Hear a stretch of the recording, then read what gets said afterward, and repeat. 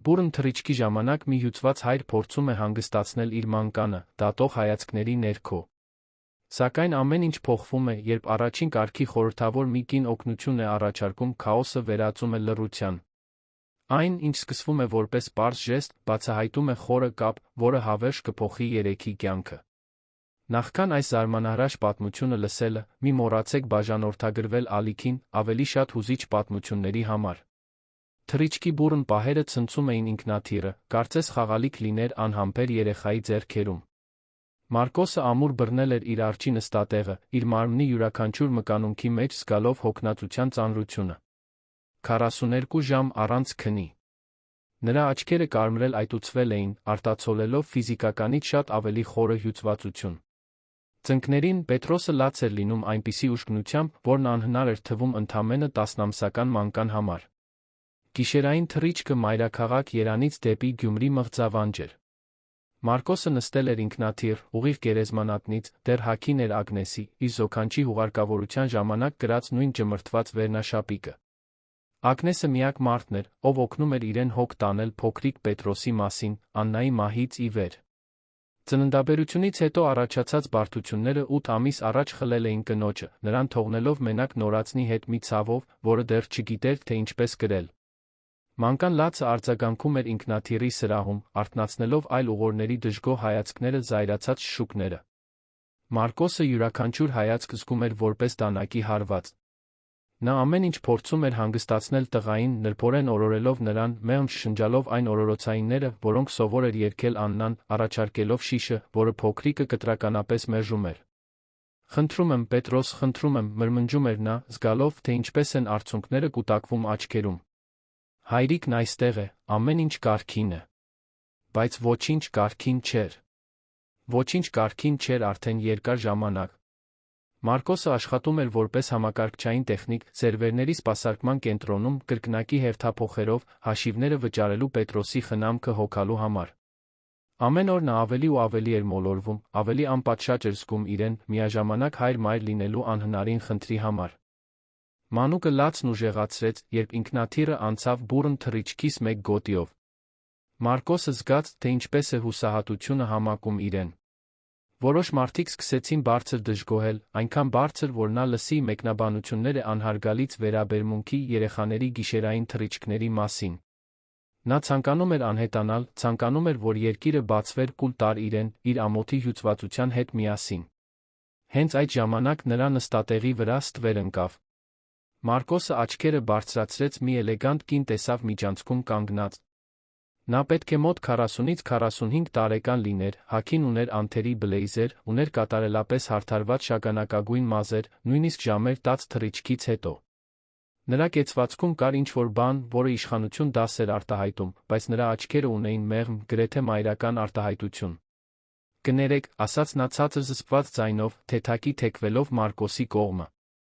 «Ես գիտեմ, որ դա կարող է տարօրինակ թվալ, բայց կարող եմ նրան պահել»։ Մարկոսը շփոթված նայեց նրան։ Ակնհայտ էր, որ կինը առաջին կարգից էր, իր հագուստի որակից, այն վստահությունից, որով շարժվում էր։ Ինչու նրա նման մեկը կհոգար իր լացող մանկան մասին։ Ես չգիտեմ, թե արդյոք Մարկոսը կակազեց, Պետրոսին ամուր սեղմելով կրծքին։ «Խնդրում եմ», պնդեց նա, նրա ձայնում կար ինչ-որ բան, որը փոխանցում էր մի փորձառություն, որը Մարկոսը չէր կարողանում նույնականացնել։ «Ես նախկինում երեխաների եմ խնամել։ Միգուցե կարող եմ օգնել»։ Այդ կնոջ աչքերում կար ինչ-որ բան, մի խորություն, որը խոսում էր ծանոթ ցավի, անքուն գիշերների, լուռ թափված արցունքների մասին։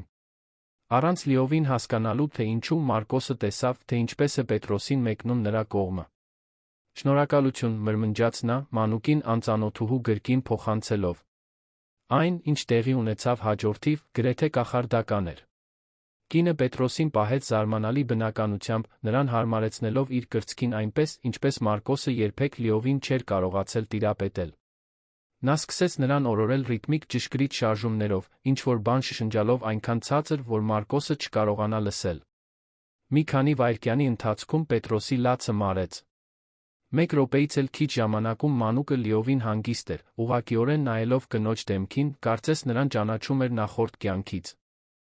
Լռությունը, որը տիրեց սրահում, գրեթե շոշափելի էր։ Մյուս ուղորները, ովքեր պահեր առաջ զայրացած հայացքներ էին նետում Մարկոսի կողմը, այժմ տեսարանին էին հետում թեթացման հետաքրքրասիրության խառնուրդով։ Մարկոսը զգաց, կարծես հենց նոր հրաշքի է ականատես եղել։ Ինչպես դուք, սկսեց հարցնել, բայց բառերը մահացան նրա կոկորդում։ Կինը շարունակում էր օրորել Պետրոսին, ով այժմ փոքրիկ գոհունակ ձայներ էր արձակում։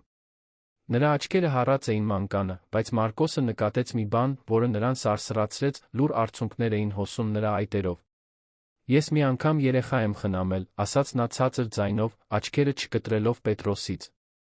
Շատ վաղուց, բայց ոչ շատ երկար։ Մարկոսը սրտում ցավ զգաց։ Այնտեղ կար մի պատմություն, մի ցավ, որը արձագանքում էր իր սեփականին։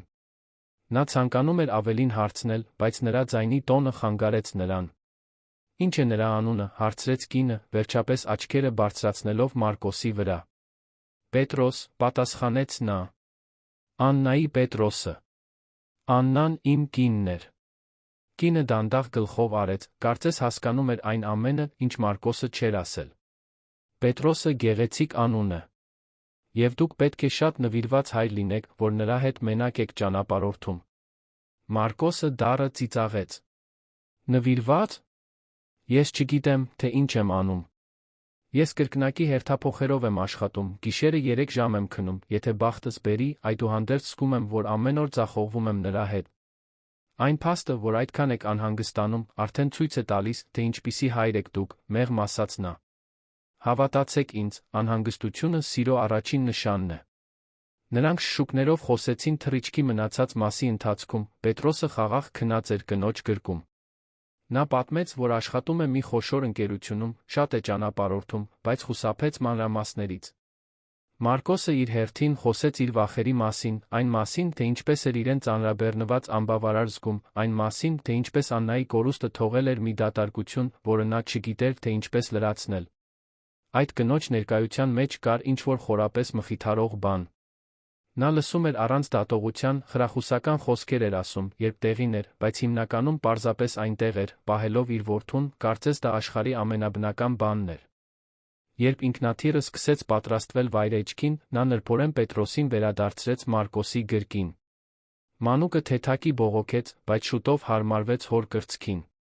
Շնորհակալություն, ասաց Մարկոսը, զգալով, որ բառերը բավարար չեն իր երախտագիտությունը արտահայտելու համար։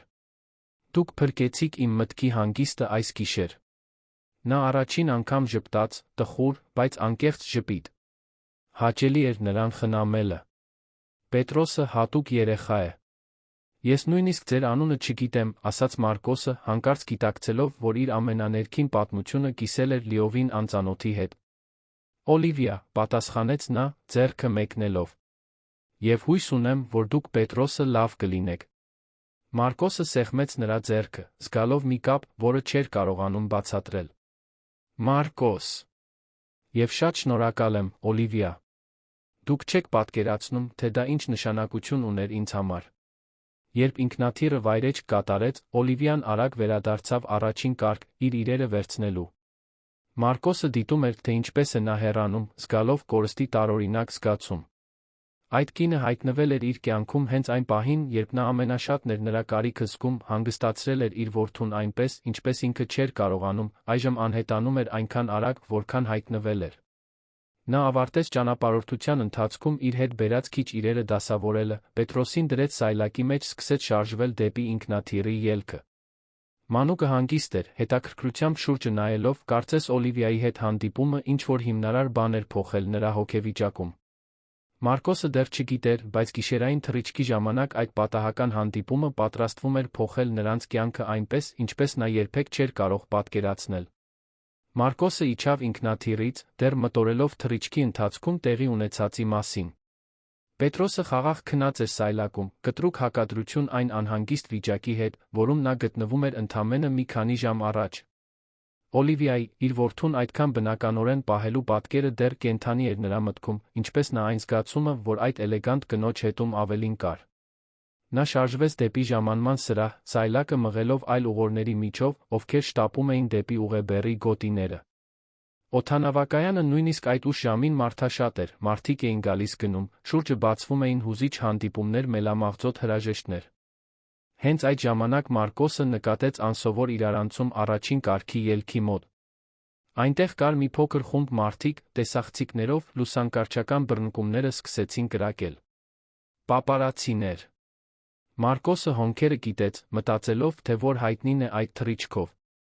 Նա երբեք այդքան ուշադրություն չէր դարձնում նման բաներին, բայց հետաքրքրասիրությունը ստիպեց նրան դանդաղեցնել քայլերը։ Եվ հետո նա տեսավ նրան։ Օլիվիան դուրս էր գալիս վեբ գոտուց, քայլելով նույն էլեգանտ կեցվածքով, որը ցուցադրել էր թռիչքի ընթացքում, բայց այժմ շրջապատված էր զուսպ անվտանգության աշխատակիցներով լուսանկարչական բռնկումների անդադար փայլով։ Մարկոսը հանկարծ կանգ առավ, գրեթե սայլակին սայթաքելով։ Լուսանկարիչները հարցեր էին բղավում, մինչ նա առաջ է շարժվում։ Օլիվիա Ալյանցյան։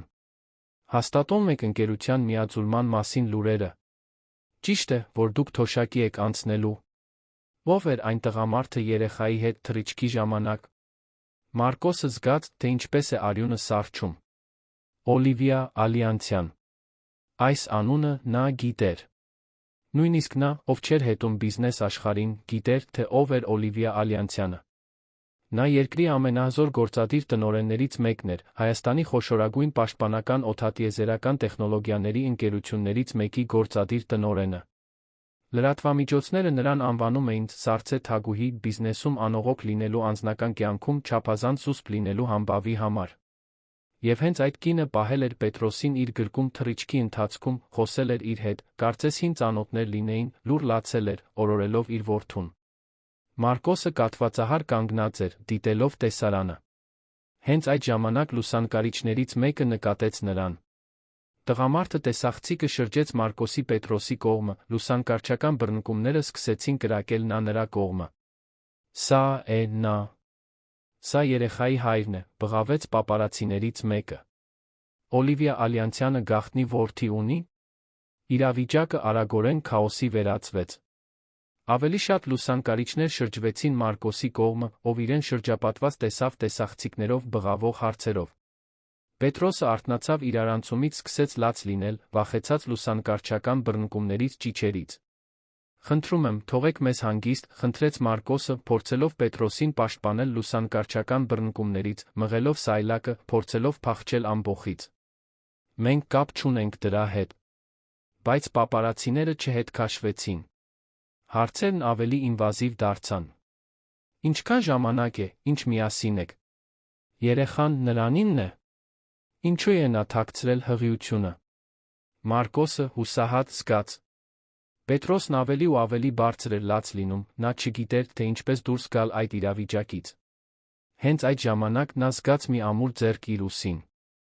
Եկեք ինձ հետ, ասաց Օլիվիան, հայտնվելով նրա կողքին, կարծես ոչ մի տեղից նյութականացած լիներ։ Նա ամուր բռնեց նրա, թե սկսեց ճանապարհ բացել լուսանկարիչների միջով։ Թողեք մեզ անցնել, հրամայեց նա իշխանությամբ։ Օլիվիայի անվտանգության աշխատակիցները մարդկային պատնեշ կազմեցին Մարկոսի Պետրոսի շուրջը, թույլ տալով նրան շարժվել դեպի կողմնակի ելքը։ Մարկոսը թույլ տվեց իրեն առաջնորդել, դեռ ցնցված Օլիվիայի իրական ինքնության հայտնաբերումից։ Նրանք հասան զրահապատ մեքենայի, որը սպասում էր դրսում։ Մի համազգեստավոր վարորդ բացեց դուռը, Օլիվիան նշան արեց, որ Մարկոսը նստի։ Ես չեմ կարող, բողոքեց նա։ Դա ամեն ինչ ավելի կվատացնի։ Նրանք կմտածեն, որ մենք իսկապես ինչ-որ բան ունենք։ Նրանք արդեն մտածում են այդ մասին, գործնականորեն պատասխանեց Օլիվիան։ Եվ անկեղծ ասած, այս պահին դա ամենաքիչն է, ինչ կարող է։ Դուք պետք է դուրս գաք այստեղից, ես պետք է համոզվեմ, որ դուք ապահով եք։ Պետրոսը շարունակում էր լաց լինել, ակնհայտորեն շփոթված խառնաշփոթից։ Մարկոսը նայեց իր որդու դեմքին, որը կարմրել էր լացից, որոշում կայացրեց։ Նա նստեց մեքենան, դեռ Պետրոսին պահելով գրկում։ Օլիվիան նստեց հաջորդը, վարորդը անմիջապես հեռացավ օդանավակայանից, թողնելով հետում լուսանկարչական բռնկումները իրարանցումը։ Մեքենայի ներսը շքեղ էր անաղմուկ, կտրուկ հակադրություն այն քաոսի հետ, որից նրանք հենց նոր էին դուրս եկել։ Ես շատ եմ ցավում, ասաց Օլիվիան հենց օդանավակայանից հեռանալուն պես։ Ես չէի պատկերացնում, որ դա կլինի։ Նրանք պետք է ինձ ճանաչած լինեին թռիչքի ընթացքում։ Մարկոսը փորձում էր հանգստացնել Պետրոսին, ով աստիճանաբար դադարում էր լաց լինել մեքենայի հանգիստ միջավայրում։ Դուք Օլիվիա Ալյանցյանն եք, ասաց նա, դեռ մտորելով տեղեկատվության մասին։ Օլիվիա Ալյանցյանը։ Այո, պարզապես հաստատեց նա։ Բայց դա փոխում է ինչ-որ բան թռիչքի ընթացքում տեղի ունեցածի մասին։ Մարկոսը նայեց նրան, ուսումնասիրելով նրա դեմքը։ Նույնիսկ իմանալով, թե ով էր նա, դեռ կարողանում էր տեսնել նույն կնոջը, ով Պետրոսին այդքան քնքշանքով էր պահել։ Ոչ, անկեղծորեն ասաց նա։ Բայց դա բացատրում է, թե ինչու դուք այդքան վստահ էիք։ Այդքան վերահսկողության տակ։ Օլիվիան թեթակի ժպտաց։ Վերահսկողությունը մի պատրանք է, որը մենք մշակում ենք բիզնես աշխարհում գոյատելու համար։ Բայց այս գիշեր Պետրոսին պահելիս վաղուց էի ես ինձ այդքան վերահսկողության տակ չէի զգացել մի բանի վրա, որն իսկապես կարևոր է։ Նրանք լուր քշեցին մի քանի րոպե, Պետրոսը վերջապես հանգստացավ հոր գրկում։ Մարկոսը նկատեց, որ նրանք գնում էին իրենց տան հակառակ ուղղությամբ։ Ուր են գնում, հարցրեց նա։ Կա մի բան, որը ես կցանկանայի նախ ստուգել, ասաց Օլիվիան վարանելով։ Թռիչքի ընթացքում ես նկատեցի, որ Պետրոսը լացի դրվագների ժամանակ մի փոքր անկանոն էր շնչում։ Միգուցե ոչինչ չէ, բայց օդանավակայանի մոտ կա մի մասնագիտացված կլինիկա։ Դա պարզապես արագ ստուգում կլիներ։ Մարկոսը հոնքերը գիտեց։ Նա լավ է։ Դա պարզապես հոգնածություն է ճանապարհորդության սթրեսը։ Հավանաբար դուք ճիշտ եք, համաձայնեց Օլիվիան։ Բայց ես ավելի հանգիստ կլինեի, եթե մասնագետը նայի։ Խնդրում եմ, պարզապես համոզվելու համար։ Նրա ձայնում կար ինչ-որ բան, որը ստիպեց Մարկոսին վարանել։ Մի նուրբ, գրեթե աննկատելի շտապողականություն, բայց այնտեղ էր։ Դուք նկատել եք ինչ-որ կոնկրետ բան, հարցրեց նա։ Օլիվիան նայեց պատուհանից, նախքան պատասխանելը։ Ես նախկինում տեսել եմ շնչառության նման օրինակ։ Հավանաբար ոչինչ չէ, բայց երբ խոսքը վերաբերում է երեխաներին, ավելի լավ է ավելորդ զգուշություն ցուցաբերել։ Մարկոսը ուսումնասիրեց Օլիվիայի դեմքը, գիտակցելով, որ այդ խոսքերի հետում ավելի շատ պատմություն կար։ Այն փորձը, որը նա մշուշոտորեն նշել էր թռիչքի ժամանակ, սկսում էր ավելի իմաստալից դառնալ։ Լավ, վերջապես ասաց նա։ Բայց խորհրդատվության համար ես կվճարեմ։ Մարկոս։ Ես կվճարեմ, հաստատորեն կրկնեց նա։ Դուք արդեն չափից շատ եք արել։ Օլիվիան գլխով արեց, հարգելով նրա դիրքորոշումը, թե Մարկոսը տեսնում էր, որ նա ցանկանում էր վիճել։ Կլինիկան ժամանակակից զուսպ շենք էր, ակնհայտորեն ուղղված բարձր վճարունակություն ունեցող հիվանդներին։ Օլիվիան ցածր ձայնով խոսեց ընդունարանի աշխատակցուհու հետ, մի քանի րոպեից նրանց տարան հետազոտական սենյակ։ Մանկաբույժը միջին տարիքի տղամարդ էր, նուրբ փորձառու պահվածքով։ Նա ուշադրությամբ զննեց Պետրոսին, մի քանի հարցեր տալով մանկան քնի, սննդի վարքագծի սովորույթների մասին։ Կան թե շնչառական զգայունության նշաններ, ասաց բժիշկը զննումն ավարտելուց հետո։ Ոչինչ լուրջ չէ, բայց դա կարող է բացատրել անհանգստությունը թռիչքի ընթացքում։ Սրահի ճնշումը փակ միջավայրը կարող էին ուժեղացնել անհանգստությունը։ Մարկոսը ստամոքսի սեղմում զգաց։ Լուրջ չէ։ Բուժում է անհրաժեշտ։ Դա հեշտությամբ բուժելի է, հանգստացրեց բժիշկը։ Ճիշտ դեղորայքով առօրյայի մի քանի պարզ փոփոխություններով նա շատ ավելի հարմարավետ կզգա իրեն։ Բայց կարող է հետել բուժմանը։ Բժիշկը դեղատոմս գրեց կանոնավոր այցելություններ նշանակեց։ Երբ վճարելու ժամանակը եկավ, Մարկոսը պարզեց, որ Օլիվիան զուսպ կերպով լուծել էր բոլոր ֆինանսական հարցերը, մինչ նա կենտրոնացած էր բժշկական բացատրությունների վրա։ Ես ասացի, որ կվճարեմ, բողոքեց Մարկոսը, երբ դուրս եկան կլինիկայից։ Եվ դուք կարող եք ինձ վճարել, երբ ցանկանաք, հանգիստ պատասխանեց Օլիվիան։ Բայց Պետրոսին հիմա խնամք էր պետք, բյուրոկրատական մանրամասները չպետք է հետաձգեին դա։ Մարկոսը նայեց նրան, գիտակցելով, որ վիճելն անօգուտ կլինի։ Ինչու եք դա անում։ Դուք նույնիսկ մեզ չեք ճանաչում։ Օլիվիան կանգ առավ, շրջվեց, նրան նայելու։ Մի պահ Մարկոսը նրա աչքերում խոցելիություն տեսավ, որը լիովին հակասում էր նրա հանրային համբավին։ Որովհետև ես գիտեմ, թե ինչ է նշանակում զգալ, որ ինչ-որ բան սխալ է, ժամանակին չկարողանալ գործել, ասաց նա, ձայնը լիհին ցավով։ Եվ այս անգամ ես կարողացա գործել։ Մեքենան նրանց տարավ Մարկոսի տուն, միջին խավի թաղամասի համեստ բնակարան։ Երբ նրանք կանգ առան շենքի դիմաց, Օլիվիան վարանեց, նախքան խոսելը։ Մարկոս, օդանավակայանում տեղի ունեցածի մասին լրատվամիջոցները կարող են փորձել ձեզ գտնել։ Եթե օգնության կարիք ունեք դրա հետ կապված կամ Պետրոսի բուժման հետ կապված որևէ այլ բանի, իմ քարտը ձեզ մոտ է։ Նա մեկնեց մի էլեգանտ քարտ, միայն հեռախոսահամարով։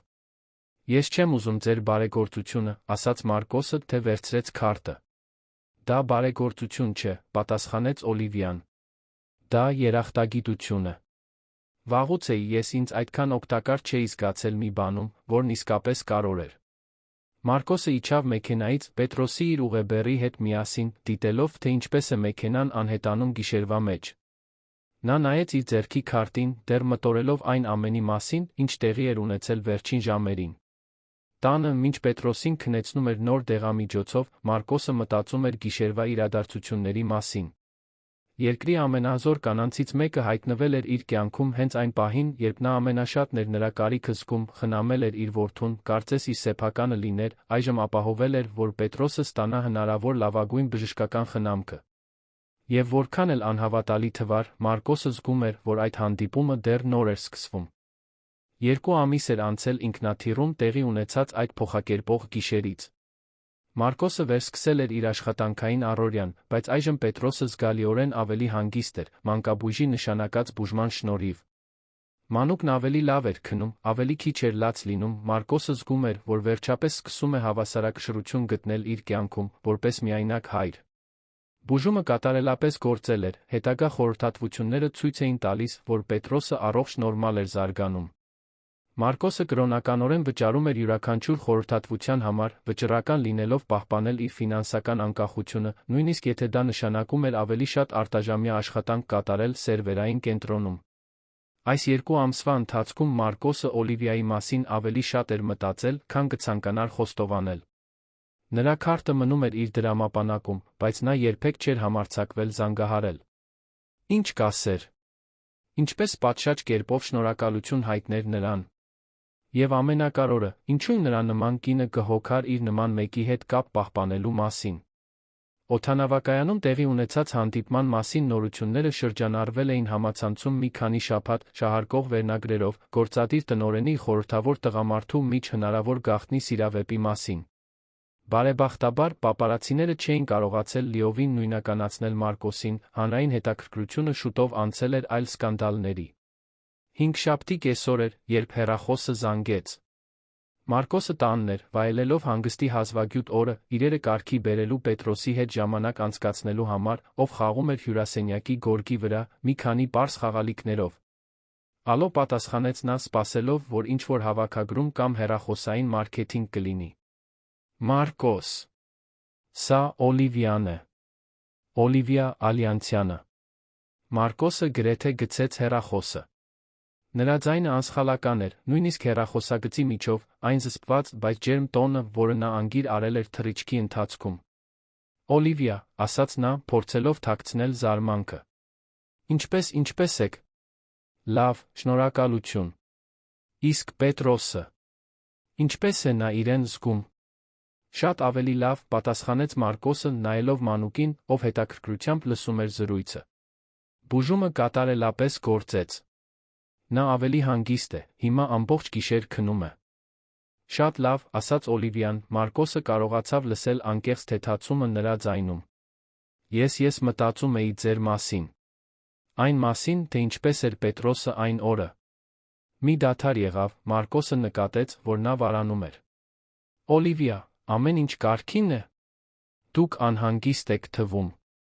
Մարկոս, ես գիտեմ, որ սա կարող է տարօրինակ թվալ, բայց կկարողանաք ինձ հետ հանդիպել խոսելու համար։ Դա շտապ չէ, բայց կա մի բան, որը ես կցանկանայի քննարկել ձեզ հետ։ Մարկոսը զգաց, թե ինչպես է սիրտը արագանում։ Իհարկե։ Երբ։ Որ։ Ինչպես վաղը։ Ես գիտեմ մի փոքրիկ, զուսպ սրճարան քաղաքի կենտրոնում։ Ոչինչ շատ պաշտոնական կամ աչքի ընկնող։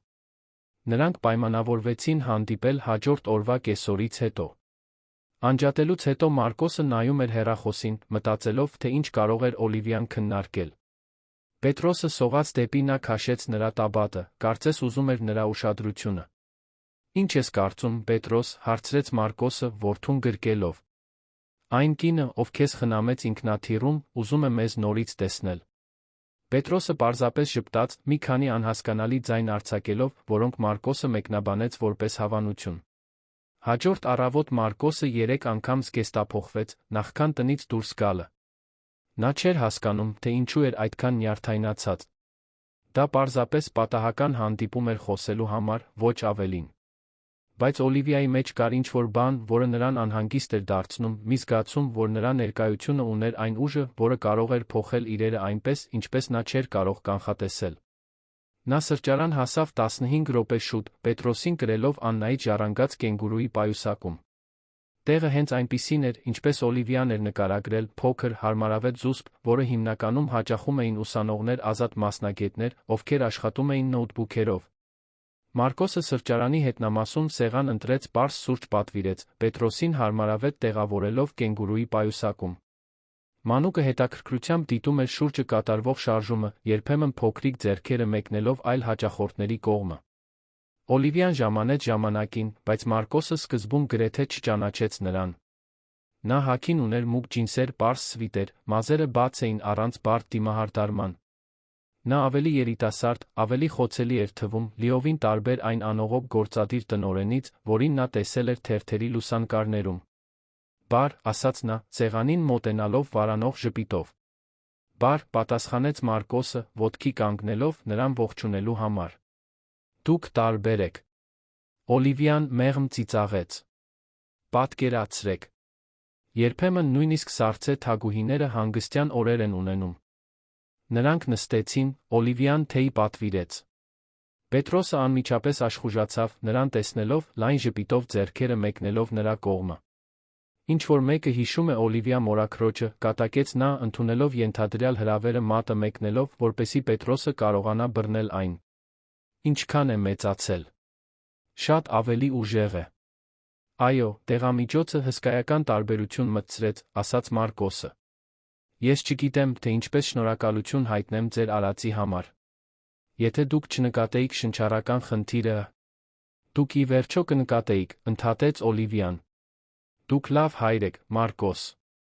Դա ակնհայտ է յուրաքանչյուրի համար, ով դիտում է, թե ինչպես եք դուք հոգ տանում նրա մասին։ Մարկոսը կրծքավանդակում ջերմություն զգաց գովասանքից։ Որոշ օրեր ես այդքան էլ վստահ չեմ դրանում։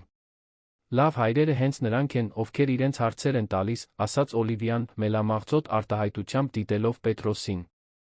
Անհանգստությունը սիրո ապացույց է։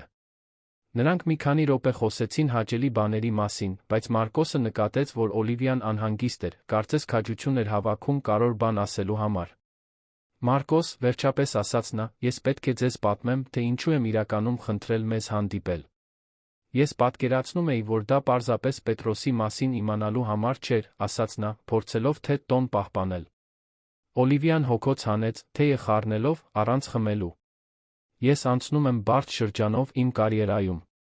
Կարևոր որոշում կա, որը ես պետք է կայացնեմ ինքնաթիռում տեղի ունեցած այդ գիշերվանից ի վեր, ես չեմ կարողանում դադարել մտածել որոշ բաների մասին։ Մարկոսը լուր սպասեց, գիտակցելով, որ նրան ժամանակ է պետք մտքերը կարգի բերելու համար։ Իմ ընկերությունը միաձուլման առաջարկ է ստացել եվրոպական բազմազգ ընկերությունից, շարունակեց Օլիվիան։ Դա միլիարդավոր դոլարների հնարավորություն է, որը ընկերությունը կդարձնի Կովկասյան տարածաշրջանում ոլորտի ամենամեծը։ Դա կլինի իմ կարիերայի գագաթնակետը։ Բայց խրախուսեց Մարկոսը, նկատելով, որ ավելին կար։ Բայց միաձուլումը կպահանջի անձնակազմի կտրուկ կրճատումներ, գործողությունների տեղափոխում արտերկիր, հիմնականում կվերածի այն ամենը, ինչ ես կառուցել եմ վերջին 15 տարիների ընթացքում, օտարերկրյա ընկերության մասնաճյուղի։ Մարկոսը գլխով արեց, սկսելով հասկանալ երկընտրանքը։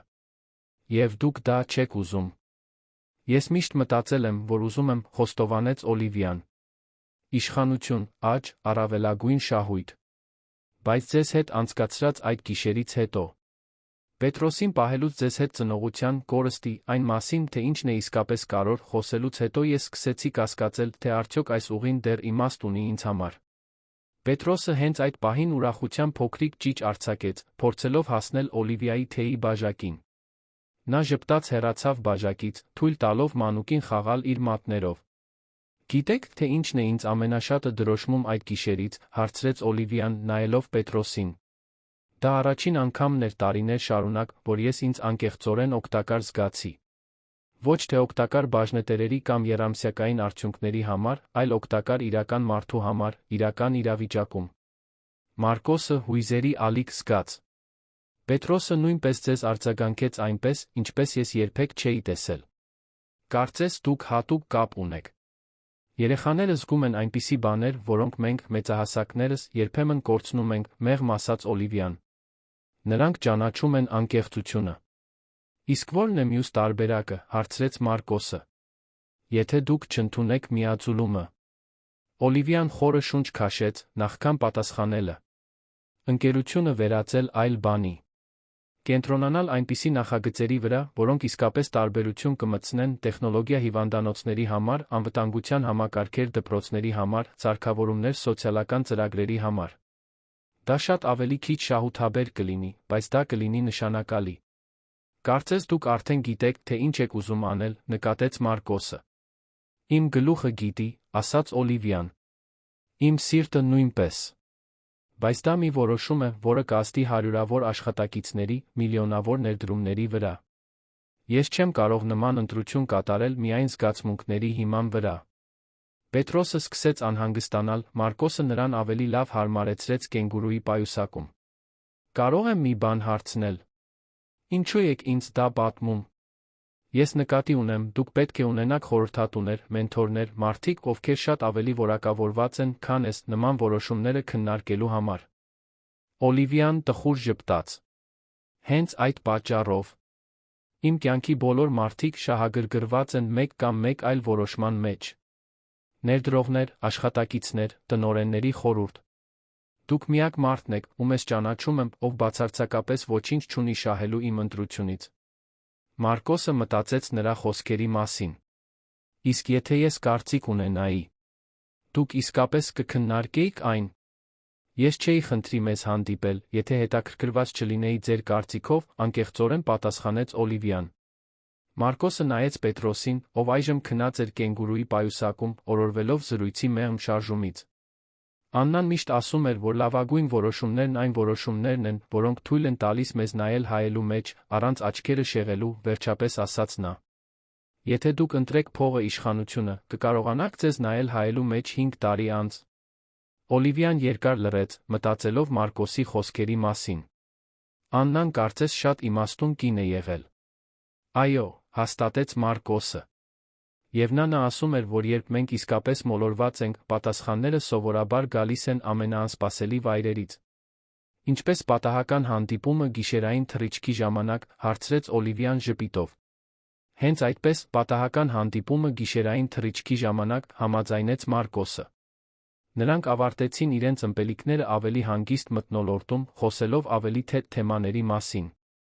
Երբ գնալու ժամանակը եկավ, Օլիվիան վարանեց, նախքան ոտքի կանգնելը։ Մարկոս, կարող եմ մի բան հարցնել, որը կարող է տարօրինակ հնչել։ Իհարկե։ Դուք կցանկանաք, որ ես ինչ-որ կերպ մաս կազմեմ Պետրոսի կյանքին։ Ես նկատի ունեմ ոչ թե ներխուժող ձով, այլ միգուցե այսպիսի առիթական հանդիպումներ։ Ես զգում եմ, որ մեզ երեքիս մեջ կա ինչ-որ հատուկ բան, ես չեմ ուզում դա կորցնել։ Մարկոսը զգաց, թե ինչպես է սիրտը արագանում։ Օլիվիայի ավելի շատ ներկայությունը իրենց կյանքում միաժամանակ հուզիչ էր վախեցնող։ Ես դա կցանկանայի, անկեղծորեն ասաց նա։ Պետրոսը ակնհայտորեն սիրում է ձեզ, ես նույնպես։ Օլիվիան ժպտաց, առաջին անգամ իսկապես շողշողուն ժպիտը, որը նա տեսել էր նրանից։ Շատ լավ։ Որովհետև ես վախենում էի, որ դուք կարող եք դա անպատշաճ համարել։ Միակ անպատշաճ բանը Պետրոսին զրկելն է այն մեկի ընկերությունից, ով ակնհայտորեն հոգ է տանում նրա մասին, ասաց Մարկոսը։ Երբ նրանք հրաժեշտ տվեցին սրճարանի ելքի մոտ, Մարկոսը զգաց, որ նրանց մեջ ինչ-որ հիմնարար բան էր փոխվել։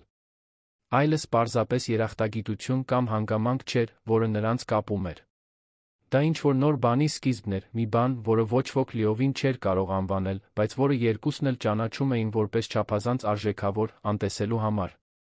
3 շաբաթ էր անցել սրճարանում տեղի ունեցած հանդիպումից, Մարկոսը նկատեց, որ իր կյանքը նոր հարթություն էր ստացել։ Օլիվիան սկսել էր պարբերաբար այցելել նրանց, միշտ զուսպ հարգալից կերպով։ Նա հայտնվում էր կեսօրից հետո Մարկոսի աշխատանքից հետո աստիճանաբար դարձել էր Պետրոսի առօրյայի մի մասը։ Մարկոսին ամենաշատը տպավորում էր Օլիվիայի բնականությունը, որով նա հարմարվում էր մանկան կարիքներին։ Նա սովորել էր կաթնաշիշ պատրաստել ճիշտ ջերմաստիճանում, առանց դեմքը ծամացրելու փոխել տակտիրները, հատկապես մեկնաբանել Պետրոսի լացի տարբեր տեսակները այնպես, որ երբեմն գերազանցում էր նույնիսկ հոր հմտությունները։ Այդ ուրբաթ կեսօրին Մարկոսը տուն վերադարձավ հատկապես հոգնեցուցիչ հերթափոխից հետո, գտնելով Օլիվիային նստած հյուրասենյակի հատակին, Պետրոսի հետ գունավոր բլոկներ հավաքելիս։ Մանուկը ծիծաղում էր ամեն անգամ, երբ բլոկների աշտարակը փլվում էր, Օլիվիան նույնպես ծիծաղում էր նրա հետ, մի ձայն, որը Մարկոսը սկսում էր չափազանց գնահատել։ Ինչպե՞ս եք ներս մտել, հարցրեց Մարկոսը ուսապարկը հատակին դնելով ժպիտով դիտելով տեսարանը։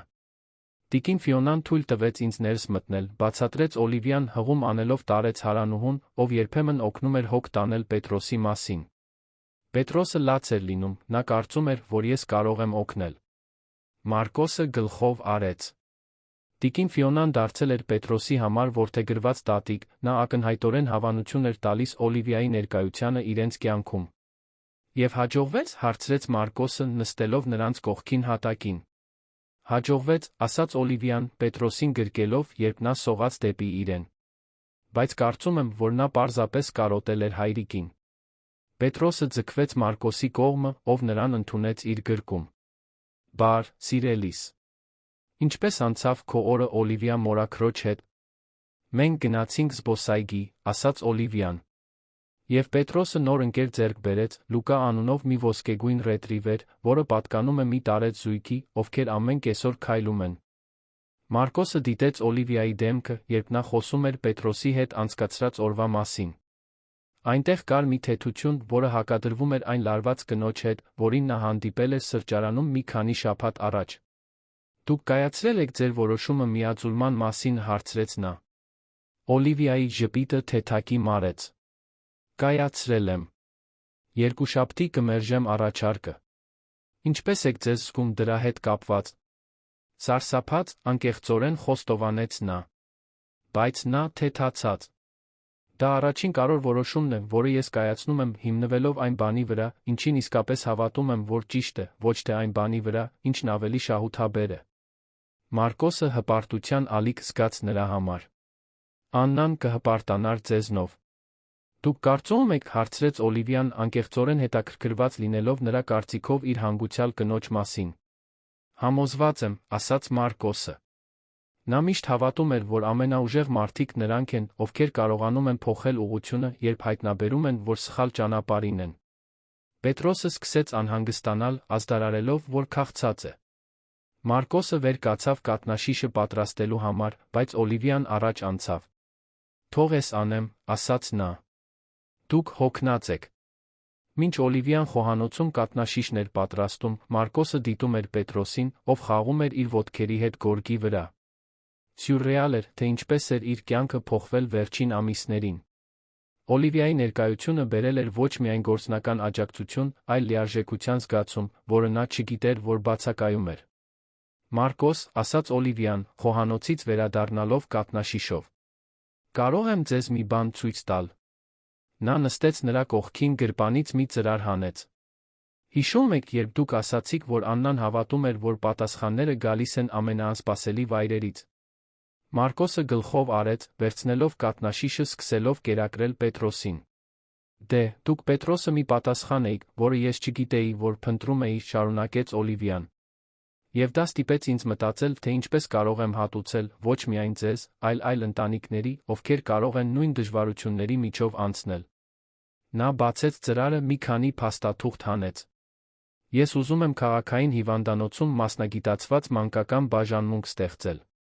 Մի բաժանմունք, նվիրված հատուկ միայնակ ծնողների խոցելի վիճակում գտնվող ընտանիքների խնամքին։ Մարկոսը դադարեցրեց Պետրոսին կերակրելը, նայեց փաստաթղթերին։ Դրանք ճարտարապետական նախագծեր էին, բյուջեներ նոր հիվանդանոցային բաժանմունքի կառուցման մանրամասն առաջարկ։ Օլիվիա, սա զարմանալի է, ասաց նա, թերթելով թղթերը։ Բայց դա պետք է հսկայական գումար արժենա։ Արժենում է, հաստատեց նա։ Բայց հենց այդպիսի ներդրում եմ ուզում անել հիմա, երբ որոշել եմ փոխել ընկերության ուղղությունը։ Մարկոսը ավելի ուշադիր նայեց փաստաթղթերին, կանգ առավ, երբ տեսավ մի բան, որը նրան շունչը կտրեց։ Նախագծի վերնագրում գրված էր Աննա Ալյանցյանի անվան մանկական բաժանմունք։ Դուք ուզում եք Աննայի անունը տալ բաժանմունքին, հարցրեց նա, ձայնը խեղդված։ Եթե դուք թույլ տաք, մեղմ ասաց Օլիվիան։ Ես գիտեմ, որ դա կարող է հավակնոտ թվալ, բայց Աննան ինձ համար կարևոր բան է ներկայացնում։ Նա ներկայացնում է անվերապահ սիրո այն տեսակը, որը ձեզ դարձրել է այն հայրը, որը դուք այսօր եք։ Մարկոսը զգաց, թե ինչպես են արցունքները կուտակվում աչքերում։ Պետրոսն ավարտել էր կաթնաշիշը, քնած էր նրա գրկում, անտեղյակ իր շուրջը կատարվող հուզական պահից։ Ինչու եք դա անում, հարցրեց Մարկոսը, դեռ մտորելով առաջարկի մեծության մասին։ Օլիվիան վարանեց, նախքան պատասխանելը, կարծես որոշում էր, թե որքան բացահայտել։ Որովհետև ես հասկանում եմ, թե ինչ է նշանակում կորցնել էական մեկին։ Եվ ես հասկանում եմ, թե ինչ է նշանակում անբավարար զգալ երեխային խնամելու համար։ Դուք նշեցիք, որ նախկինում երեխա եք խնամել, մեղմ ասաց Մարկոսը, հիշելով ինքնաթիռում տեղի ունեցած զրույցը։ Օլիվիան խորը շունչ քաշեց, ակնհայտորեն պայքարելով դժվար հիշողությունների հետ։ Ես որդի ունեի, վերջապես ասաց նա։ Թեո։ Նա ապրեց ընդամենը 3 օր։ Հաջորդած լռությունը լի էր ընդհանուր ցավով, որը բառերի կարիք չուներ։ Մարկոսը մեկնեց ազատ ձեռքը, բռնեց Օլիվիայի ձեռքը, առաջարկելով այն լուռ մխիթարությունը, որը նա առաջարկել էր իրեն այդ առաջին գիշեր։ Նա հազվագյուտ գենետիկ հիվանդություն ուներ, շարունակեց Օլիվիան, ձայնը խեղդված։ Բժիշկներն ասացին, որ ոչինչ հնարավոր չէ անել։ Բայց ես միշտ մտածում էի, եթե ես ավելի վաղ նկատեի նշանները, եթե ես պնդեի ավելի շատ հետազոտությունների վրա։ Օլիվիա, դուք չեք կարող ձեզ մեղադրել մի բանի համար, որը դուրս էր ձեր վերահսկողությունից, ասաց Մարկոսը։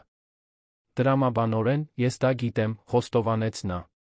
Բայց սիրտը տրամաբանություն չի հասկանում։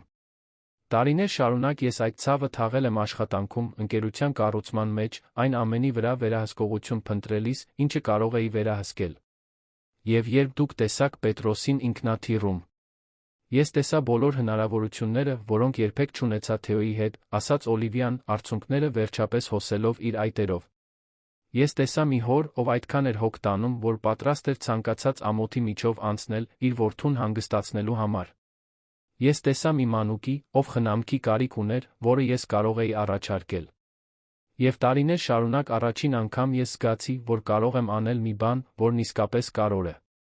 Մարկոսը Պետրոսին ուշադրությամբ դրեց շարժական մահճակալի մեջ, որը Օլիվիան բերել էր մի քանի շաբաթ առաջ, ամբողջությամբ շրջվեց դեպի նա։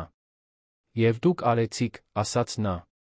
Դուք փրկեցիք մեր մտքի հանգիստը այդ գիշեր, ապահովեցիք, որ Պետրոսը ստանա իրեն անհրաժեշտ բուժումը, հիմա ուզում եք ստեղծել մի բան, որը կարող է օգնել հարյուրավոր այլ ընտանիքների։ Բայց նախքան այս առաջարկն ընդունելը, ասաց Օլիվիան, թեթակի ինքն իրեն հավաքելով, ես պետք է ձեզ անկեղծ հարց տամ։ Մարկոսը սպասեց, գիտակցելով, որ ավելին կար։ Դուք պատրաստ եք, որ ես մշտական ներկայություն ունենամ Պետրոսի կյանքում։ Որովհետև եթե մենք դա անելու ենք, եթե մենք ստեղծելու ենք այս բաժանմունքը Աննայի անունով, ես ուզում եմ իսկապես ներգրավված լինել։ Ես ուզում եմ նրա կյանքի մի մասը լինել նշանակալի ձով։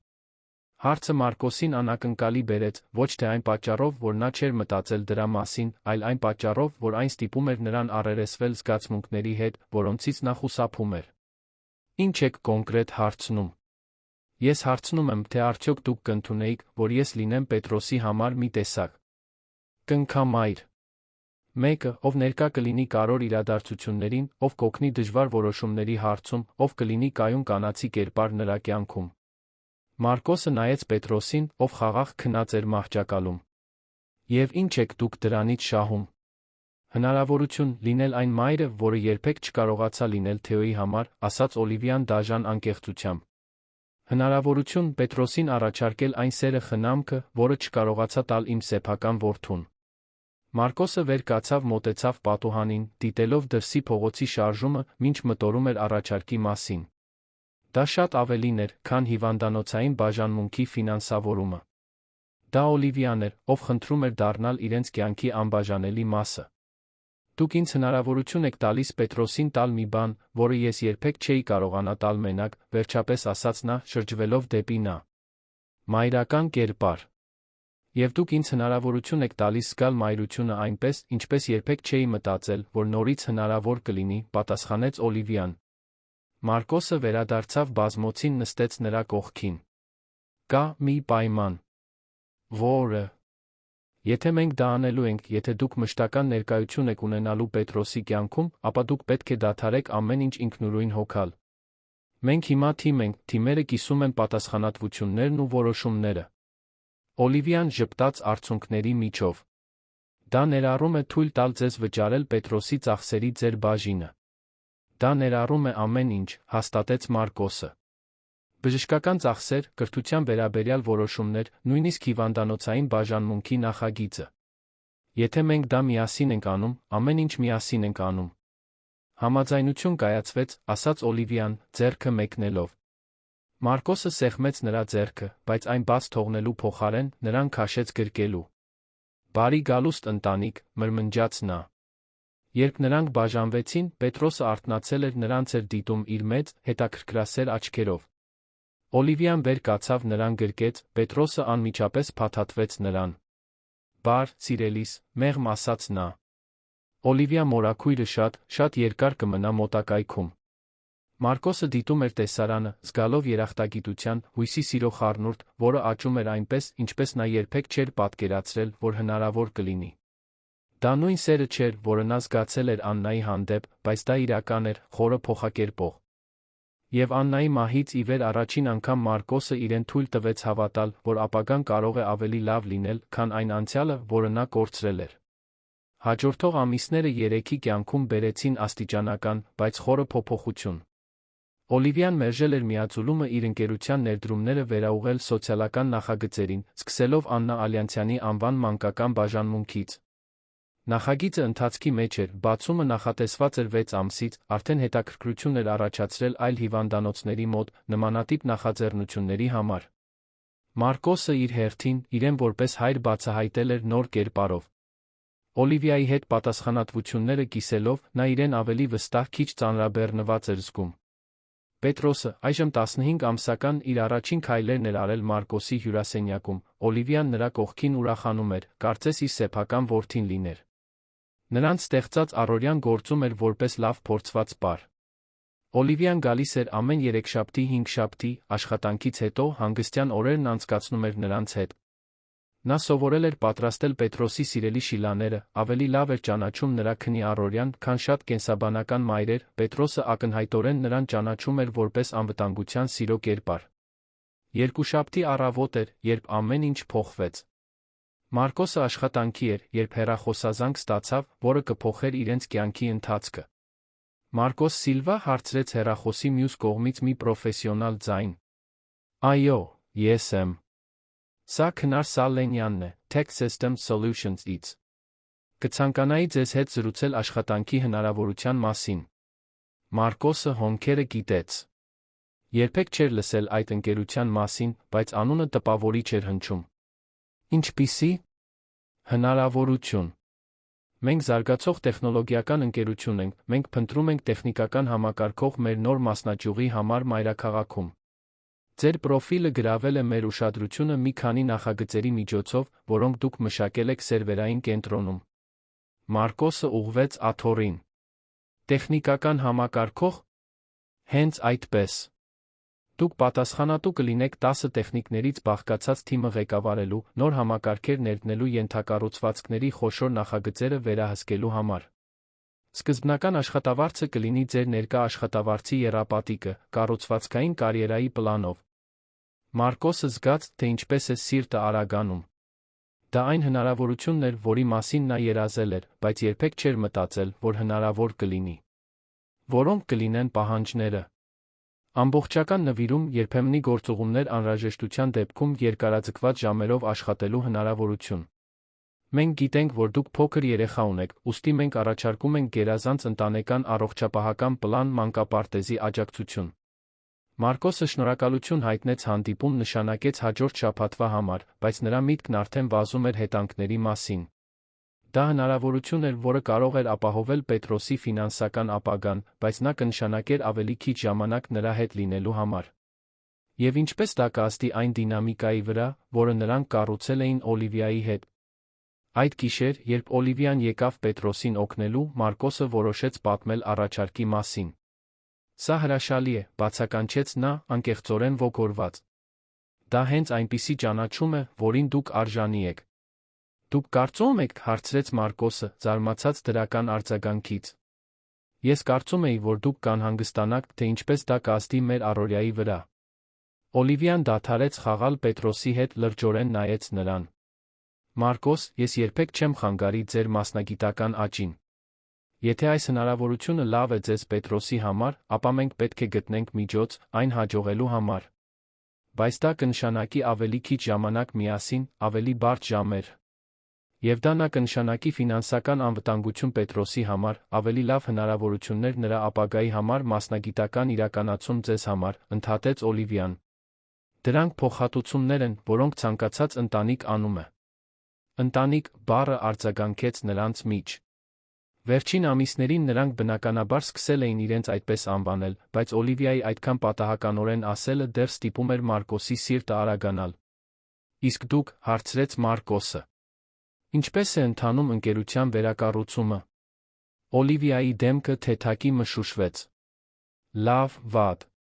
Սոցիալական նախագծերը լավ են ընդունվում, մենք հետաքրքիր գործընկերություններ ենք ձեռք բերում, բայց կա մի իրավիճակ, որը ես պետք է ձեզ պատմեմ։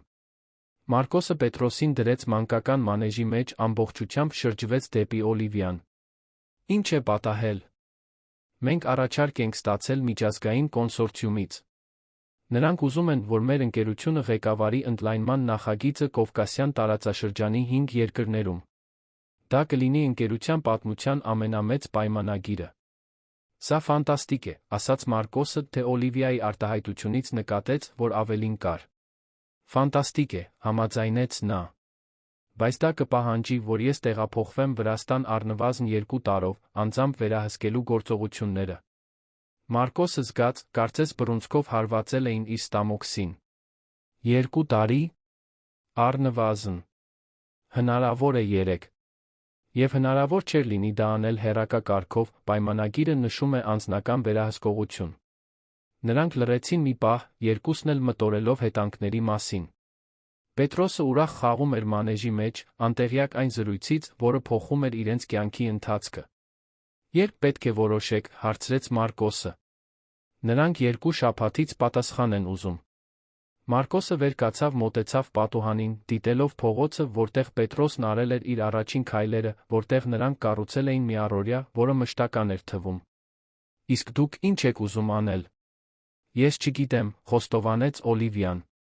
Մասնագիտորեն, դա իմ կյանքի հնարավորությունն է։ Անձնականորեն ես չեմ կարող պատկերացնել այդքան երկար ձեզնից հեռու մնալը։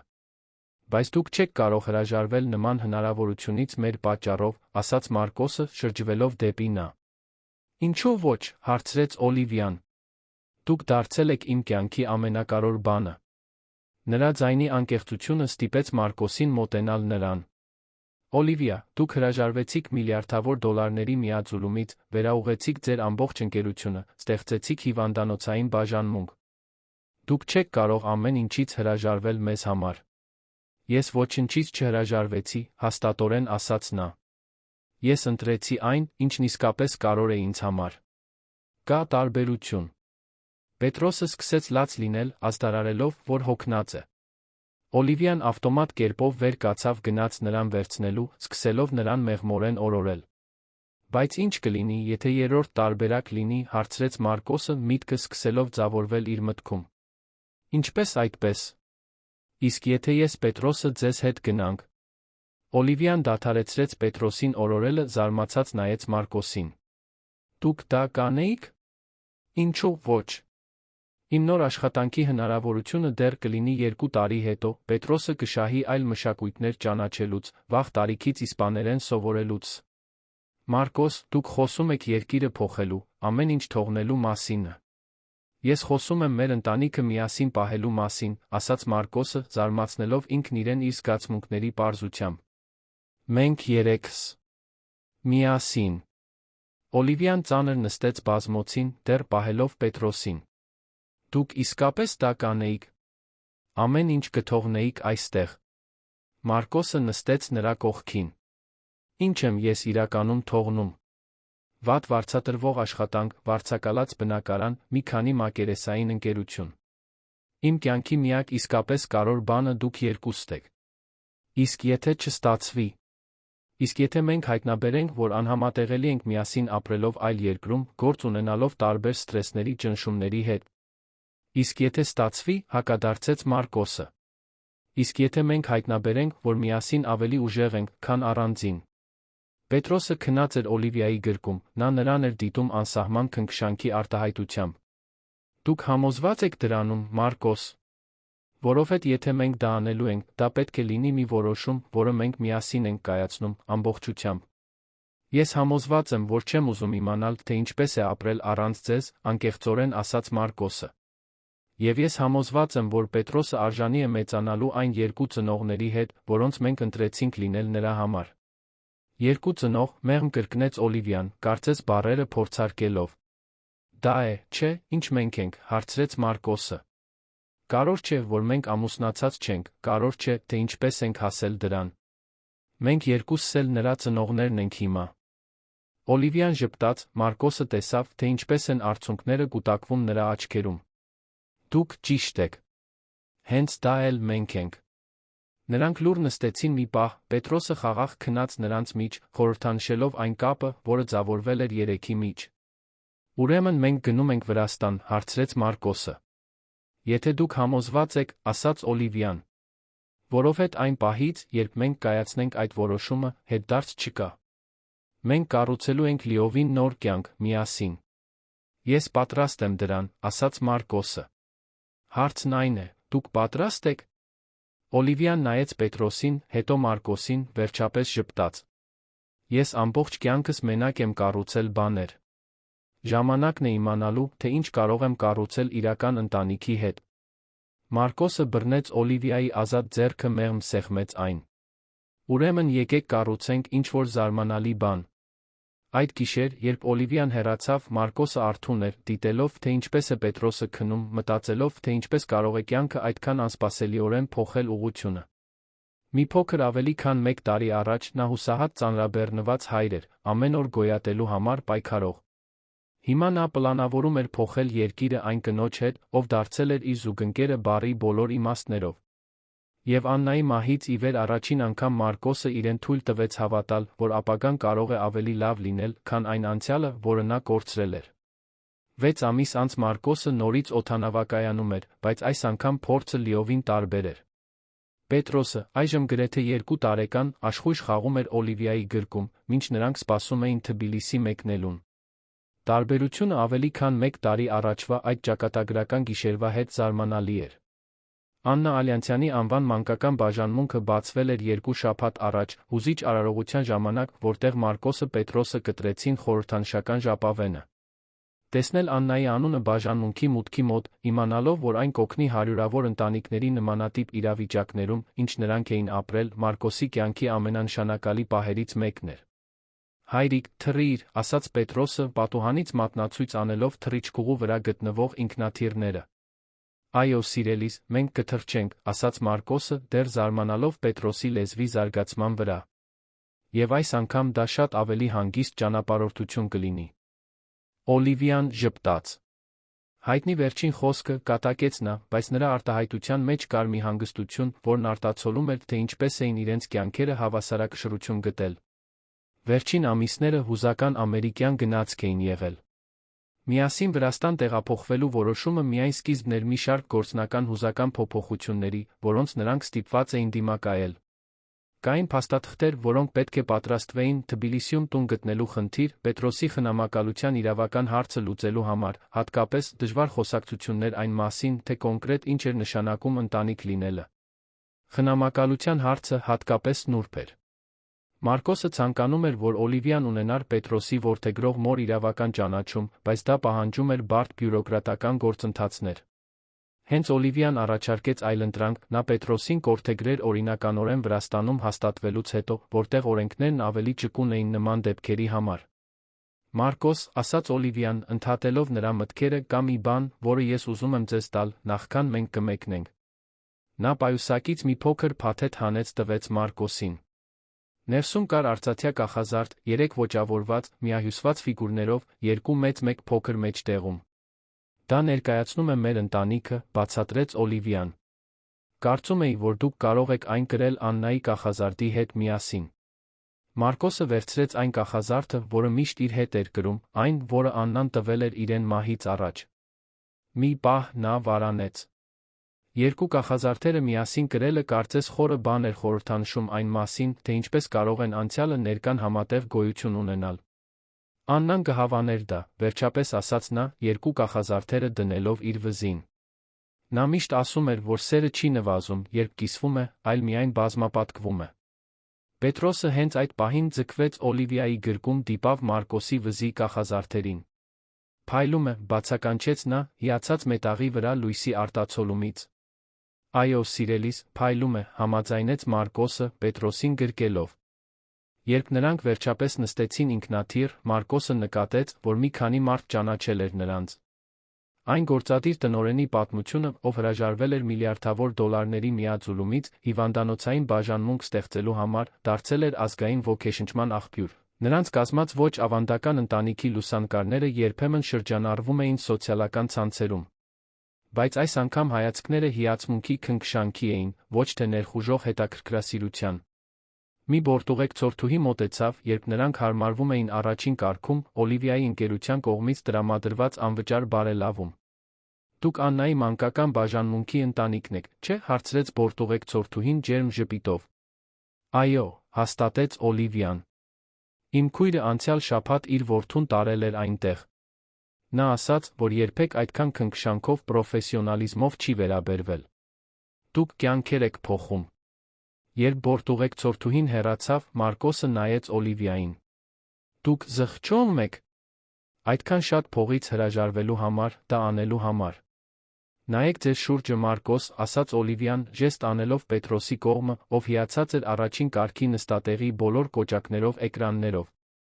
Ես ճանապարհորդում եմ իմ ընտանիքի հետ, սկսելու իմ մասնագիտական անձնական կյանքի ամենամեծ արկածը։ Եթե սա հաջողություն չէ, ես չգիտեմ, թե ինչ է։ Թռիչքը լիովին տարբեր ընթացք ունեցավ առաջին ճանապարհորդությունից։ Պետրոսը խաղաղ քնեց ժամերով, արթնացավ հանգիստ խաղասեր, հիացրեց այլ ուղորների իր ուրախ անհատականությամբ։ Մարկոսը Օլիվիան օգտվեցին ժամանակից խոսելու Թբիլիսիի պլանների մասին, այն տան մասին, որը նրանք ընտրել էին, այն միջազգային դպրոցի մասին, որտեղ Պետրոսը կսովորեր։ Հենց վայրեջքի մոտենալու ժամանակ տեղի ունեցավ ճանապարհորդության ամենաբացահայտող պահը։ Պետրոսը արթուն էր, պատուհանից դիտում էր քաղաքի լույսերը, որոնք հայտնվում էին ներքում, երբ հանկարծ շրջվեց դեպի Օլիվիան հստակ ասաց. Մա։ Հաջորդած լռությունը լի էր հույզերով։ Օլիվիան արցունքներով նայեց Մարկոսին, ակնհայտորեն զարմացած հուզված այն բառից, որը Պետրոսն ընտրել էր օգտագործել։ Նա կարող է ինձ այդպես անվանել, հարցրեց նա ցածր ձայնով։ Մարկոսը սիրո երախտագիտության ճնշող ալիք զգաց։ Դուք նրա մայրն եք, պարզապես ասաց նա։ Բոլոր այն իմաստներով, որոնք կարոր են։ Պետրոսը, անտեղյակ իր ստեղծած պահի խորությունից, իր ուշադրությունը դարձրեց պատուհանին, հուզված մատնացույց անելով դրսի լույսերը։ Երբ ինքնաթիռը վայրեջք կատարեց Թբիլիսիում, Մարկոսը նայեց սրահին, հիշեց այդ առաջին գիշերը, երբ նա հուսահատ մենակ էր, պայքարելով լացող մանկանը հանգստացնելու համար։ Հիմա նա շրջապատված էր սիրով, շարժվելով դեպի մի նոր կյանք, որը կառուցվել էր վստահության, ընկերակցության փոխադարձ նվիրվածության ամուր հիմքերի վրա։ Պատրաստ եք, հարցրեց Օլիվիան, Պետրոսին հարմարեցնելով գրկում։ Ավելի քան պատրաստ, պատասխանեց Մարկոսը։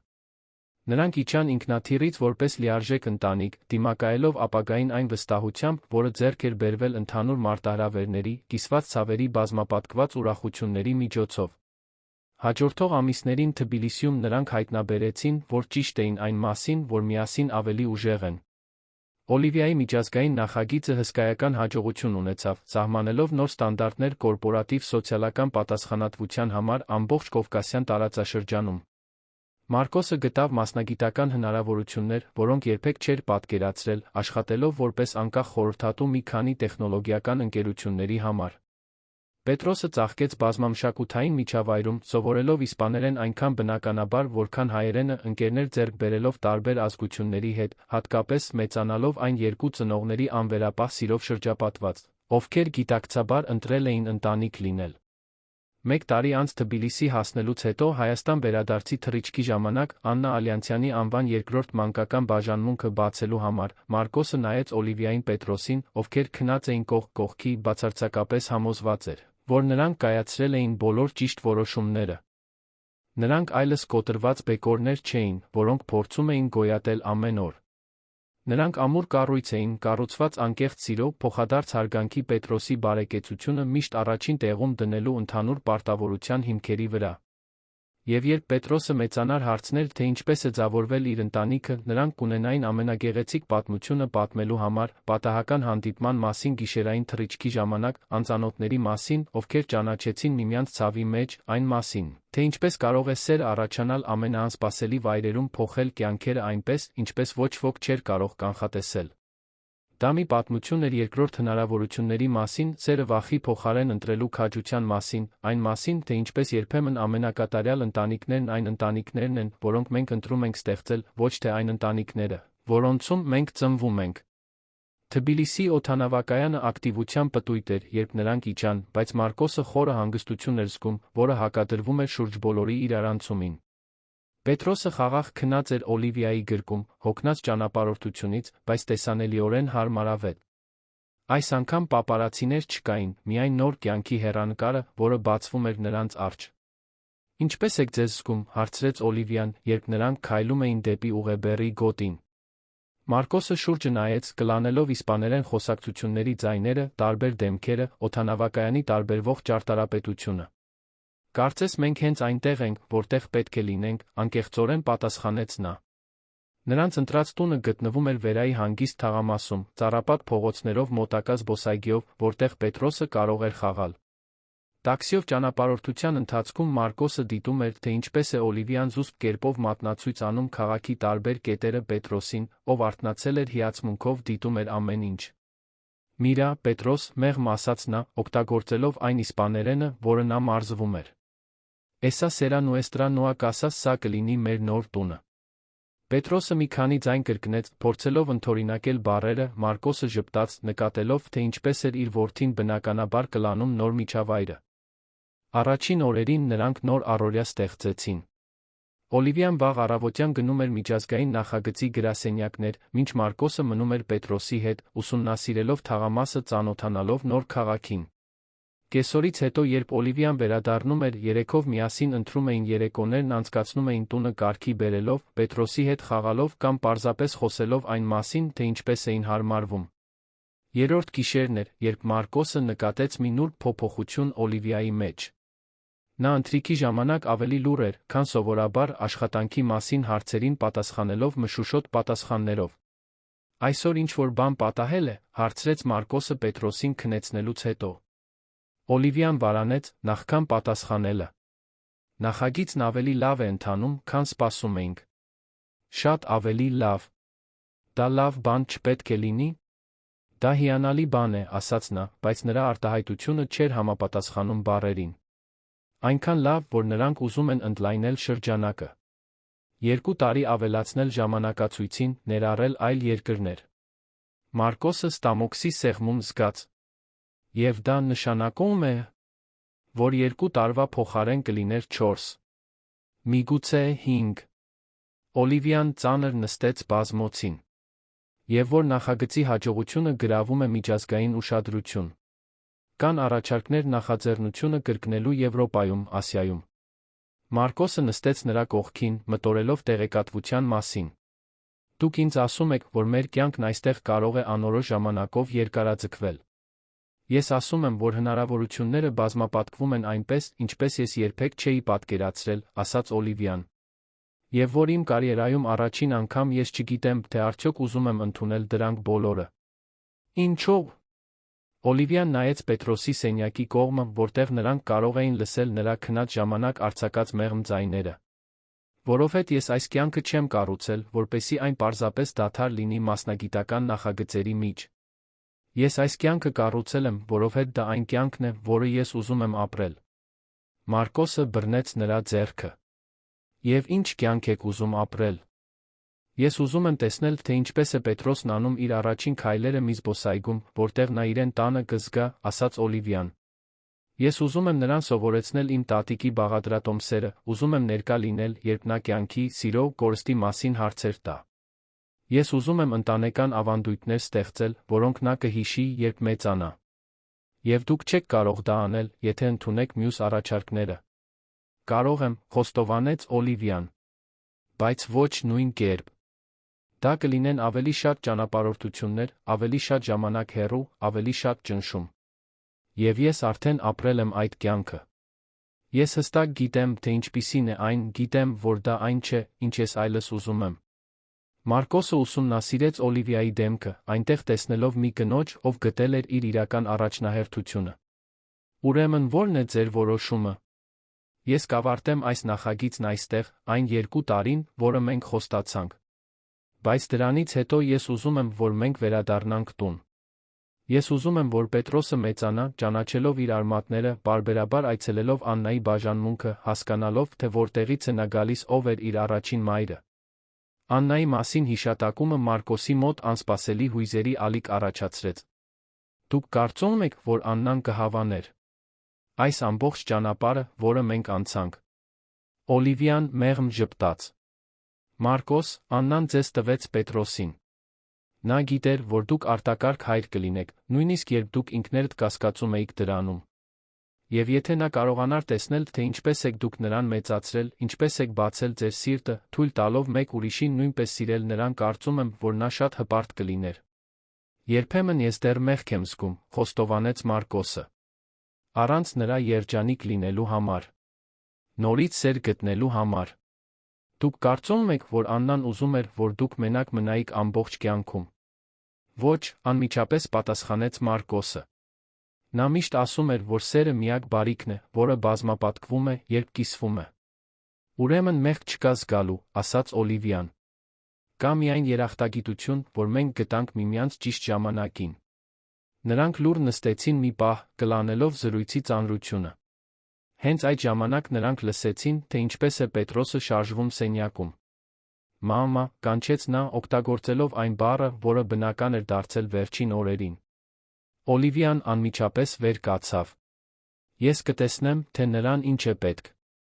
Մարկոսը դիտում էր, թե ինչպես է նա քայլում դեպի Պետրոսի սենյակը, նրա սիրտը լցվեց խորը երախտագիտությամբ։ Դա ոչ միայն այն փաստի համար էր, որ Օլիվիան դարձել էր Պետրոսի նվիրված մայրը, այլ այն բանի համար, թե ինչպես էր նա փոխվել այդ գործընթացում։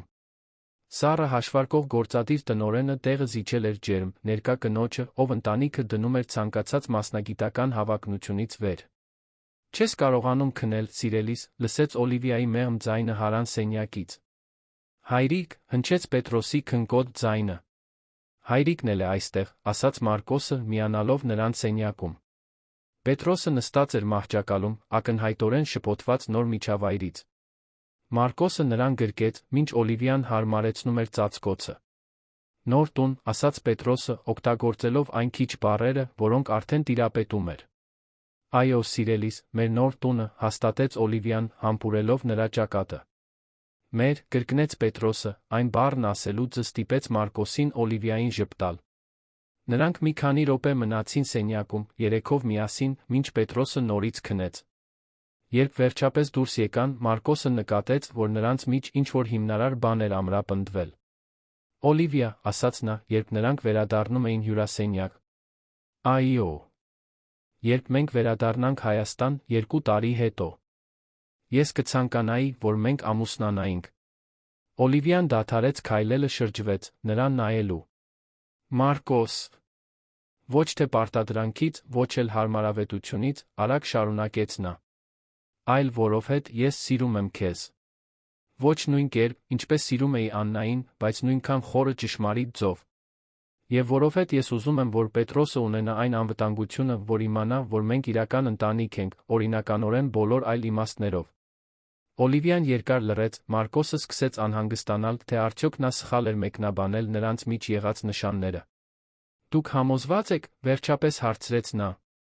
Ես համոզված եմ, որ դուք լավագույն մարդն եք, ով երբեմն մտել է իմ կյանք, ասաց Մարկոսը։ Ես համոզված եմ, որ Պետրոսը ձեզ սիրում է որպես մայր, որ դուք նրան սիրում եք որպես որդի։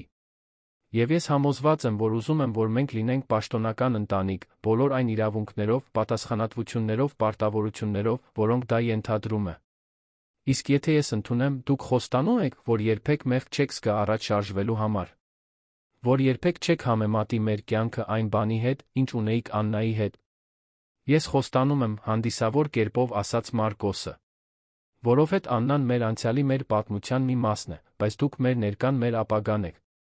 Օլիվիան մոտեցավ նրան մեղմ համբուրեց։ Դա առաջին ռոմանտիկ համբույրն էր, որը նրանք կիսեցին, այն կատարյալ էր իր քնքշությամբ, անկեղծությամբ։ Այո, ասաց նա, երբ բաժանվեցին։ Երբ մենք վերադառնանք Հայաստան, ես կցանկանայի ամուսնանալ ձեզ հետ։ Թբիլիսիում հաջորդող ամիսները Մարկոսի կյանքի ամենաերջանիկներից էին։ Նա աշխատանք գտավ որպես անկախ խորհրդատու, թույլ տալով նրան ճկունություն ունենալ Պետրոսի հետ ժամանակ անցկացնելու համար։ Օլիվիան ղեկավարում էր միջազգային նախագիծը այնպիսի կարողությամբ, որը տպավորում էր բոլորին, բայց միշտ ապահովում էր, որ կեսօրները հանգստյան օրերը նվիրված լինեն ընտանիքին։ Պետրոսը ծաղկեց բազմամշակութային միջավայրում։ 2.5 տարեկանում նա հայերեն իսպաներեն էր խոսում հավասարապես սահուն, տեղական զբոսայգում ընկերներ ուներ տարբեր ազգությունների հետ, դարձել էր վստահ ու շփվող երեխա։ Մարկոսին ամենաշատը տպավորում էր, թե ինչպես էր Պետրոսը բնականաբար տեղաշարժվում երկու մշակույթների մեջ, կլանելով յուրաքանչյուրի լավագույնը։ Դժվարություններ, իհարկե, կային։ Կարոտի պահեր Հայաստանի հանդեպ, դժվարություններ վրացական բյուրոկրատիայի հետ, մի քանի վեճեր դաստիարակության մեթոդների շուրջ, երբ Պետրոսը փորձարկում էր սահմանները։ Բայց յուրաքանչյուր մարտահրավեր դիմակայվում էր որպես թիմ, Մարկոսը նկատեց, որ Օլիվիայի հետ իրենց հարաբերությունների ամրությունը աճում էր ամեն միասին հաղթահարված խոչընդոտի հետ։ Աննա Ալյանցյանի անվան բաժանմունքը Հայաստանում շարունակում էր հաջողություն ունենալ, նրանք պարբերական թարմացումներ էին ստանում օգնություն ստացող ընտանիքների մասին։ Մարկոսը խորը բավարարվածություն էր զգում, իմանալով, որ իրենց ապրած ցավը վերածվում էր մի բանի, որը թեթացնում էր ուրիշների տառապանքը։ Հիվանդանոցային բաժանմունքի թիմի հետ տեսակոնֆերանսի ժամանակ Մարկոսը հասկացավ, թե որքան էին նրանք մեծացել որպես ընտանիք։ Պետրոսը խաղում էր Օլիվիայի գրկում, մինչ նա հանդիպումն էր վարում հայերենով, երբեմն իսպաներենով մեկնաբանություններ անելով, որոնք թիմին ծիծաղեցնում էին։ Մարկոսը հետում էր հետից, զգալով գրեթե ճնշող սեր այդ երկու մարդկանց հանդեպ, ովքեր դարձել էին իր կյանքը։ Հայրիկ, Միրա, ասաց Պետրոսը, վազելով Մարկոսի մոտ, իր արած նկարով։ Դա ակնհայտորեն ընտանիք էր, 3 ֆիգուր, ձեռք ձեռքի բռնած, նրանց վերում շողշողունար։ Շատ գեղեցիկ է, սիրելիս, ասաց Մարկոսը Պետրոսին գրկելով։ Ովքեր են այդ մարդիկ։ Պապա, մամա, Պետրոս, ասաց տղան, մատնացույց անելով յուրաքանչյուր ֆիգուրը։ Եվ որտեղ են նրանք։ Պետրոսը մի պահ մտածեց։ Տուն, վերջապես ասաց նա, Մարկոսը նկատեց, որ Պետրոսի համար տունը որոշակի վայր չէր, այնտեղ էր, որտեղ նրանք երեքով միասին էին։ Թբիլիսիում իրենց 2 տարին լրանալուց 2 շաբաթ առաջ Օլիվիան ստացավ այն զանգը, որին սպասում էին։ Ընկերությունը եզրակացրել էր, որ նախագիծը հսկայական հաջողություն է, ցանկանում էր Օլիվիային առաջարկել առաջխաղացում նախաձեռնության գլոբալ ընդլայնումը ղեկավարելու համար։ Եվ հարցրեց Մարկոսը այդ գիշեր, Պետրոսին քնեցնելուց հետո։ Եվ ես շնորհակալություն հայտնեցի հնարավորության համար, բայց բացատրեցի, որ իմ առաջնահերթությունները փոխվել են, ասաց Օլիվիան ժպիտով։ Որ ես ընտանիք ունեմ, որը սպասում է ինձ Հայաստանում, որ ժամանակն է տուն վերադառնալու։ Մարկոսը համբուրեց նրան, զգալով անսահման երախտագիտություն այն կնոջը գտնելու համար, ով հասկանում էր, որ իրական հաջողությունը չի չափվում միայն մասնագիտական ձեռքբերումներով։ Առանց զղջման, հարցրեց նա։ Ոչ մի, հաստատորեն ասաց Օլիվիան։ Ես արտակարգ կարիերա եմ կառուցել, բայց հիմա ուզում եմ արտակարգ ընտանիք կառուցել։ Եվ դա հնարավոր չէ անել հեռավորության վրա։ Թբիլիսիում վերջին շաբաթվա ընթացքում նրանք համոզվեցին, որ նորից այցելեն բոլոր հատուկ վայրերը, որոնք հայտնաբերել էին, այն զբոսայգին, որտեղ Պետրոսն արել էր իր առաջին քայլերը նոր քաղաքում, այն սրճարանը, որտեղ նրանք ձմեռային կիրակիներին տաք շոկոլադ էին խմում, այն հրապարակը, որտեղ նրանք սովորեցրել էին Պետրոսին հեծանիվ վարել։ Մենք կարոտելու ենք, ասաց Օլիվիան մի կեսօր, երբ դիտում էին, թե ինչպես է Պետրոսը վերջին անգամ խաղում իր վրացի ընկերների հետ։ Այո, համաձայնեց Մարկոսը։ Բայց մենք մեզ հետ ենք տանում այն ամենը, ինչն իսկապես կարևոր է։ Վերադարձի ճանապարհորդությունից մեկ օր առաջ Պետրոսին քնեցնելուց հետո Մարկոսը Օլիվիան մնացին բնակարանի պատշգամբում, դիտելով Թբիլիսի լույսերը, որոնք ձգվում էին մինչ հորիզոն։ Գիտեք, թե ինչն է ինձ ամենաշատը դրոշմում այս 2 տարիներից, հարցրեց Օլիվիան։ Ինչը։ Առաջին անգամ, երբ Պետրոսը ինձ մամա կանչեց, ես զգացի, որ դավաճանում եմ Թեոյի հիշատակին, խոստովանեց նա։ Կարծես Պետրոսի մայր լինելն ընդունելը նշանակում էր մոռանալ իմ առաջին որդուն։ Մարկոսը բռնեց նրա ձեռքը։ Իսկ հիմա հասկանում եմ, որ սերը դավաճանություն չէ։ Որ Պետրոսին խնամելը չի նվազեցնում իմ կապը Թեոյի հետ, ինչպես ձեզ սիրելը չի նվազեցնում ձեր կապը Աննայի հետ։ Մեր սրտերը բավականաչափ մեծ են կրելու բոլոր սերերը, որոնք մենք երբեք ապրել ենք։ Աննան կասեր, որ ցավը վերածվում է սիրո, երբ գտնում է աճելու ճիշտ տեղը, ասաց Մարկոսը։